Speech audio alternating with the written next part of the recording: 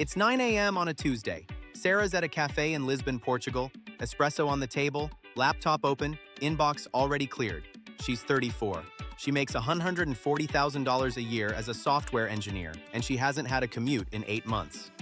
A year ago, she was in Denver. Same salary, same job, but she was paying $2,800 a month for a one-bedroom near I-25, and she was spending 90 minutes a day in stop-and-go traffic to reach an office she didn't need to be in. Her Lisbon apartment is a 2-bedroom with high ceilings and actual natural light. She pays $1,400 a month for it. She didn't leave because she failed. She didn't leave because she gave up. She left because she ran the numbers, and the numbers told her to go.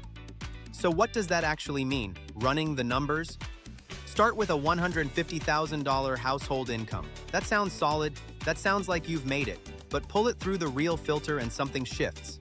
After taxes, after rent, after one child in daycare, after family health insurance premiums. You're left with roughly $4,500 a month for everything else. Groceries, car payments, utilities, student loans, retirement savings, 2 working adults, 1 child, a reasonable city. That's not poverty, but it's not what people imagined when they were grinding through school and building toward that salary number. There's a specific kind of exhaustion that comes with earning well and still feeling like you can't get ahead. Like the floor keeps rising faster than your income does. That feeling isn't imaginary.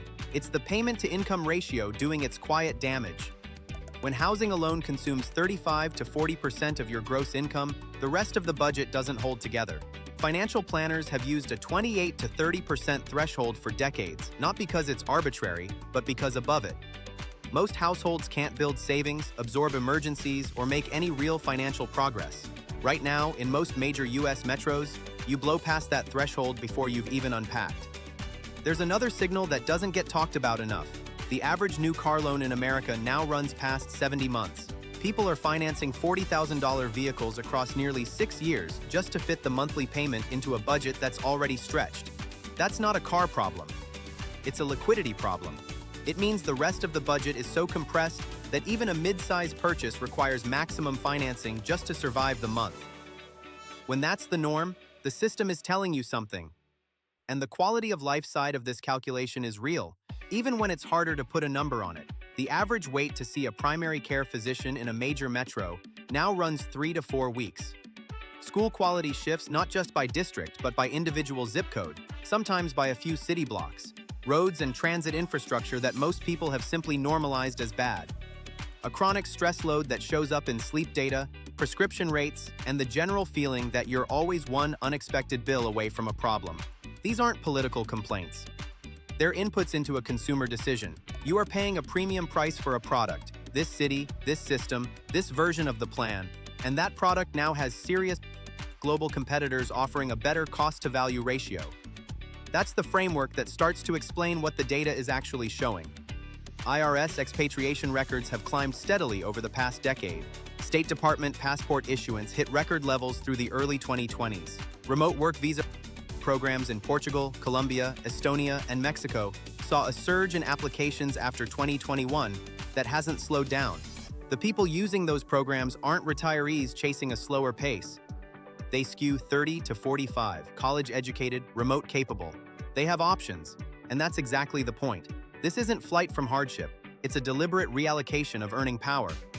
The destination list is wider than most people assume.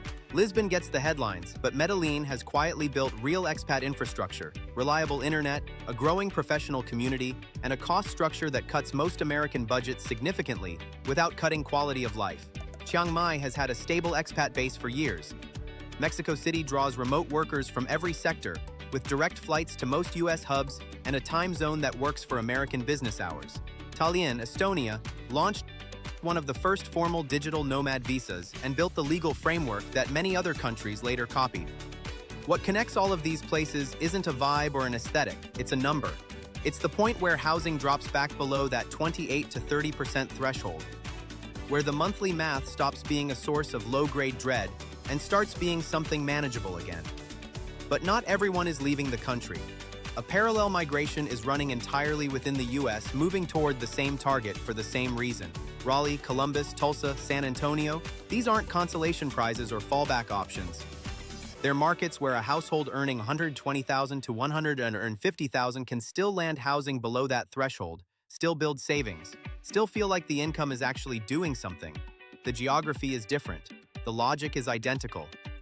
Knowing where people are going is useful context, but the more useful question is whether this path is actually open to you and what it would take to walk it. So if the path is open to you, what does it actually look like in practice? Start with remote readiness, not whether remote work exists in your field, but whether your specific income is portable today. If your employer still requires physical presence, that's the one real gate. A role conversion, a new job search, a freelance pivot. One change. Everything else depends on this one. Once the income is portable, think about runway.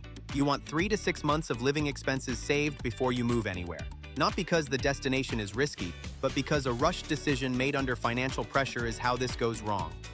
A 90-day test run in most of these cities will run somewhere between $4,000 and $8,000 all in, covering housing, flights, and a reasonable buffer. Know that number before you book anything. Now, taxes. Americans owe U.S. taxes on worldwide income no matter where they live. That doesn't change when you cross a border. The rules around what you owe and what you can exclude get more complex once you're abroad, and getting it wrong is expensive.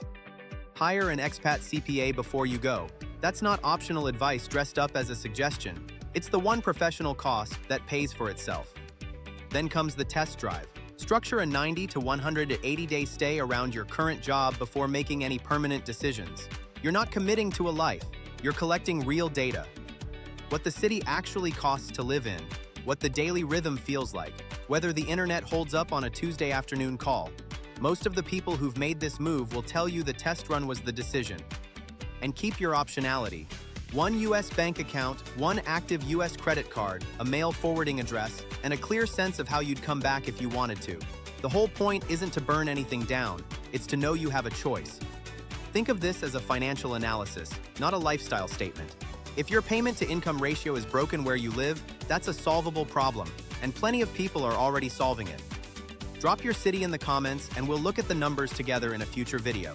Subscribe, because next we're covering the domestic secondary markets where the math still works.